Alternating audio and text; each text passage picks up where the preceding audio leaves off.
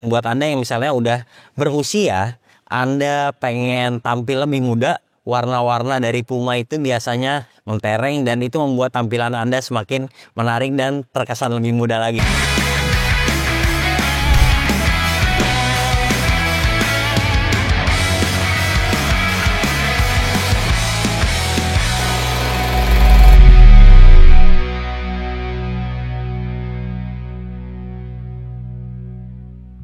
Halo Bulers, balik lagi di channel Headsus Indonesia. Kali ini saya punya Puma Scoot Zero yang kedua. Dan buat Anda yang sudah suka dengan seri yang pertama, di seri kedua ini rasanya lebih enak. Dia tampilannya malah mirip All Pro Nitro. Sementara kalau teknologinya juga menggunakan cushioning yang terbaru jadi lebih nyaman. Nah, untuk harganya sekarang dijual retail 1,7 juta rupiah. Sementara buat Anda yang ingin dapatkan diskon, langsung aja beli ke NCR Sport. Kita akan masukin linknya di deskripsi karena sudah 1,3 jutaan. Oke, tunggu apa lagi? Saksikan video ini dulu sampai selesai.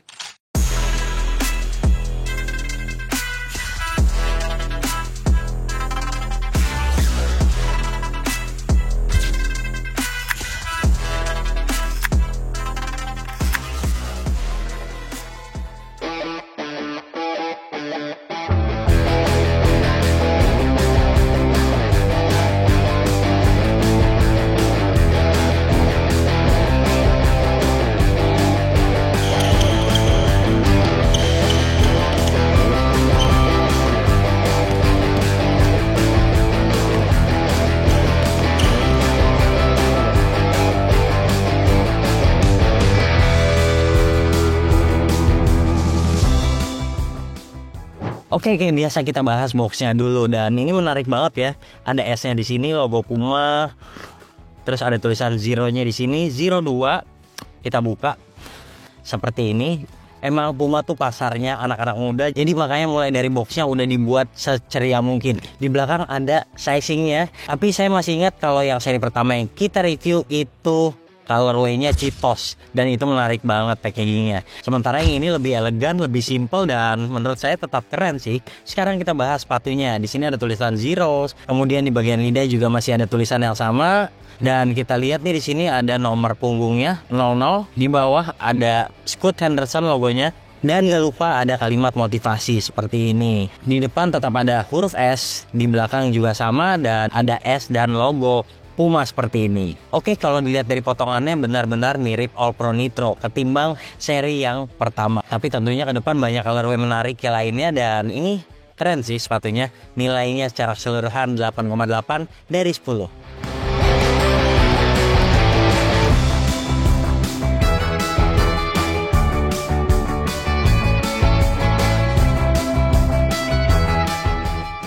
Sekarang mau interaksi, dia polanya herringbone gini, terus juga banyak-banyak gimmick kayak gini. Tapi secara keseluruhan dia tuh kuat ya. Jadi nggak ada masalah kalau Anda main di lapangan outdoor sekalipun.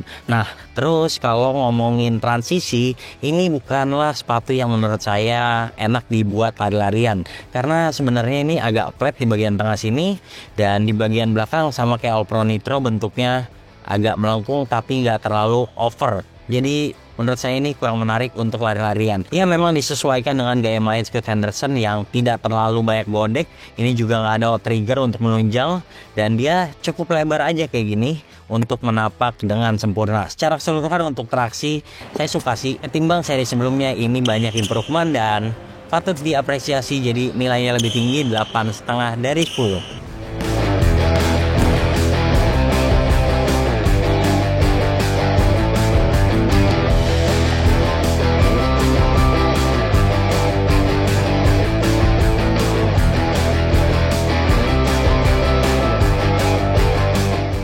Sekarang ngomongin bantalan, dan ini sepatu yang stabil sih menurut saya. Dia itu pakai nitrofoam yang empuk bahkan sejak awal penggunaan. Tapi kalau mau terasa lebih maksimal kayaknya Anda harus pakai sekitar 3 kali penggunaan dulu baru nih terasa lebih nyaman. Kemudian karakternya bukan yang bouncy gitu ya, dia lebih meredam, memiliki impact protection yang baik karena Scoot Henderson sendiri bobotnya berat. Terus dia cenderung agak tinggi dari lantai, jadi tidak terlalu bagus force feel-nya. Bahkan bagian depannya juga ini masih terasa agak tinggi, agak mirip-mirip All Pro Nitro tapi versi lebih rendah. Itu aja. Ini kestabilannya oke punya. Di depan, di belakang, menapaknya kalau mendarat itu sempurna banget. Oke, karakter bantalan seperti ini sebenarnya saya kurang suka, dan mungkin saja umur pakainya tidak terlalu panjang, apalagi kalau bobot Anda berat. Secara keseluruhan nilainya 7,8 dari 10.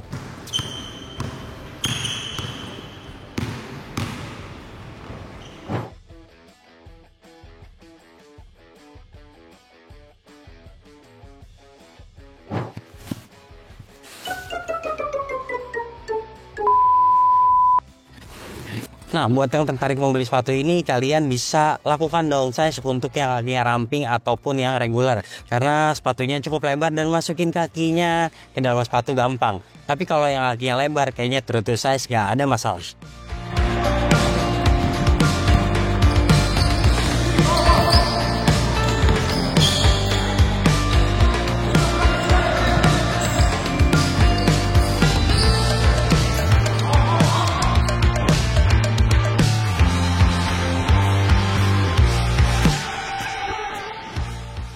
Ngomong-ngomong soal bahan atas, jadi sepatu ini tuh containmentnya tebal banget ya, dia berlapis dan ini bikin kaki terjaga dengan aman. Tapi untuk durability saya kurang suka sih penerapan fuse material kayak gini, karena biasanya penggunaan beberapa kali ataupun kegores aja nih, ini gampang banget sobek. Dan itu tidak bisa diperbaiki karena ini adalah lapisan yang tipis banget kayak gini. Sementara kalau berbicara sirkulasi, ini juga kurang bagus ya. Jadi sepatu ini tuh tergolong ini ventilasi di bagian sini dan di tengah aja. Sisanya tuh ketutup. Dan bagian ini juga sebenarnya nggak terlalu tipis. Ini kayak bahan ripstop gitu, jadi tentunya agak gerah. Sementara ini juga masih pakai fuse lagi, dan ini juga masih sama glossy. Jadi Puma pada seri ini ingin menampilkan sesuatu yang menarik, yang bikin anak-anak muda suka. Scoot Zero dengan harga yang terjangkau. Secara keseluruhan bahan atas kita lihat juga talinya B aja nih, tipis kayak gini, dan saya ini nggak suka tali yang gepeng kayak gini, jadi sebaiknya ikat 2 kali supaya lebih terkunci dengan baik. Terus pergelangan kayak gini, simple banget, paddingnya nggak terlalu banyak, dan beberapa kali saya merasa agak selip ya, jadi tidak terlalu bagus untuk kuncian di pergelangan. Tapi untungnya lidahnya ini tuh nyaman, jadi dia tuh lebar, terus dia kayak membungkus kaki dengan aman. Secara keseluruhan untuk sepatu ini bahan atasnya cukup di 8 dari 10.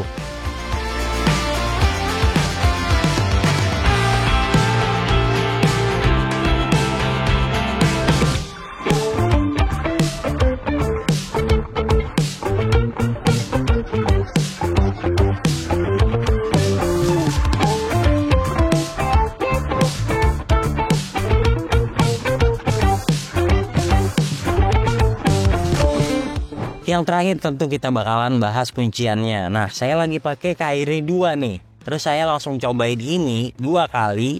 Rasanya tuh di bagian sini jauh banget perbedaannya sama Kyrie yang benar-benar nggak ada geser-geser sama sekali. Ini masih ada, tapi dia di bagian lidah serta padding-padding samping ini nyaman.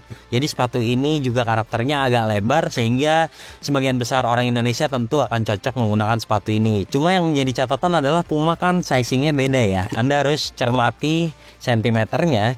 Jadi jangan salah nih, karena euronya dia pasti downsize. Anda harus ingat-ingat sentimeter Anda, dan pastikan Anda memilih size-nya benar-benar sesuai agar slip-slip gitu nih tentunya dapat teratasi. Untuk bagian depan nggak ada masalah sama sekali, dan saya beri nilai 8 lagi dari 10.